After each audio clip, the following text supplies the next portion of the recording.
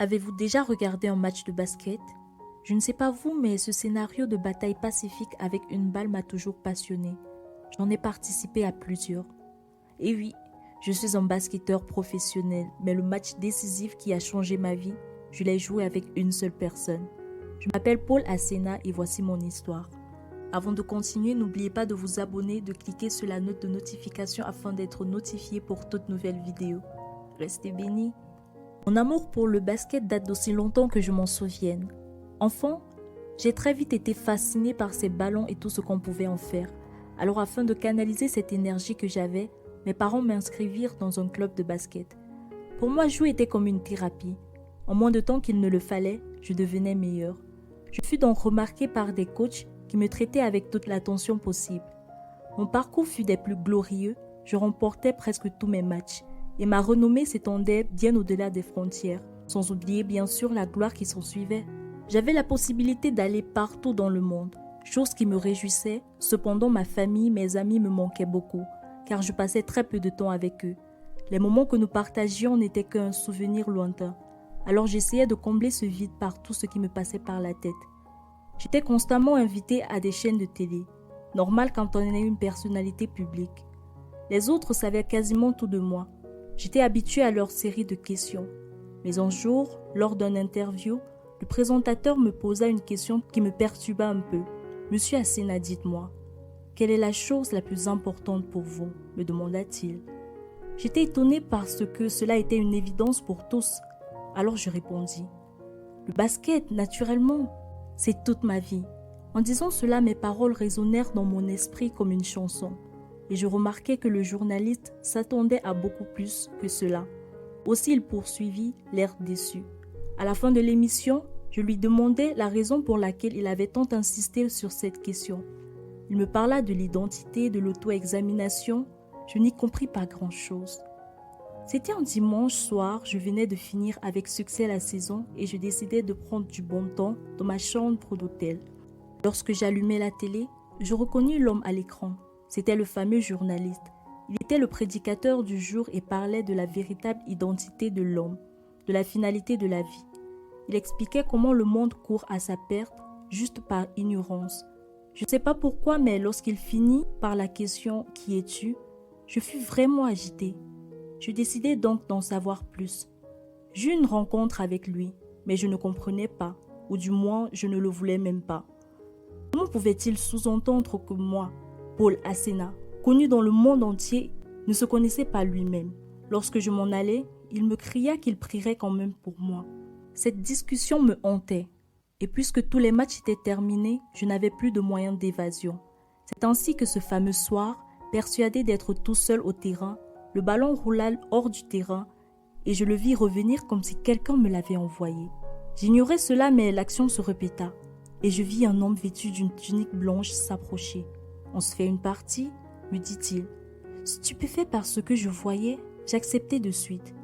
Cependant, il fixa les règles, que je voulus bien suivre. À chaque fois que l'un d'entre nous marquerait un panier, il aurait droit à poser une question. La partie commença et l'inconnu enregistrait déjà son premier panier. « Quelle est la principale motivation de ton succès ?» demanda-t-il. Je pris un temps pour réfléchir, puis je dis « Je veux rendre ma famille, mes amis, mes fans fiers de moi.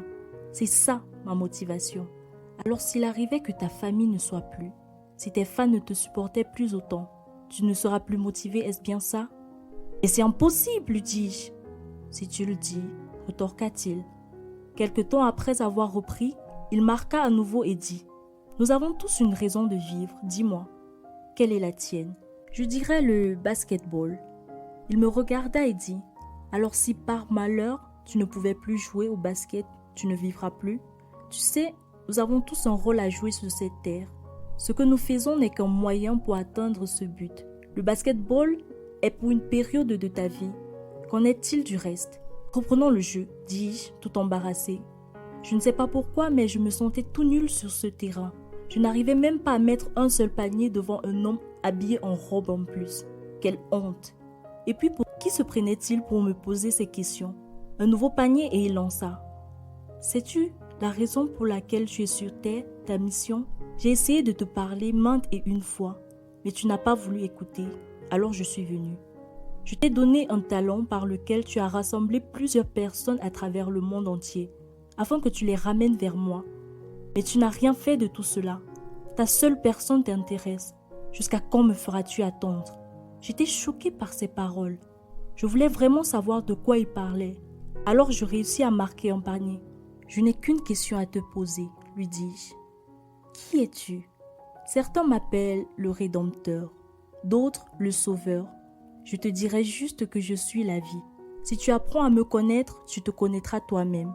Après ces mots, je sursautai et me rendis compte que j'étais seule sur le terrain, tout essoufflée. Je ne pus raconter cette histoire qu'à ce journaliste, convaincu qu'il saurait quoi me dire. Lorsqu'il écouta mon histoire, il fut dans une grande joie comme si je venais de lui annoncer la nouvelle du siècle. Il s'empressa de m'expliquer cette rencontre et me faire connaître ce que disait la Bible à ce sujet. Au début, cela me paraissait bizarre car je n'y étais pas habituée. Mais plus je lisais, plus j'étais captivée par ce que je découvrais. Je compris que j'étais appelée à bien plus, que je n'avais littéralement pas de vie jusqu'avant ma rencontre avec Christ, qui m'avait fait boire à la source de vie. Je me sentais honorée d'avoir parlé avec lui. Quel honneur qu'un Dieu si grand ait pu penser à moi. Il fallait que je fasse quelque chose et très vite. Je me mis au service des autres, donnant de ma personne et de mon argent. Je ne saurais vous décrire ce sentiment, quelque chose que je n'avais jamais ressenti avant. En servant Dieu, ma vie eut un sens. Je n'hésitais pas lors de mes sorties ou prises de parole officielles à dire à qui voulait l'entendre ou non que j'avais trouvé le vrai, le bonheur en Jésus. J'organisais même des rencontres spéciales de coaching pendant lesquelles je sémais la graine de l'évangile. Aujourd'hui, le basket n'est plus une fin pour moi, mais un moyen pour accomplir ma mission. Si vous avez été bénis, partagez l'histoire afin de toucher plusieurs âmes. Shalom.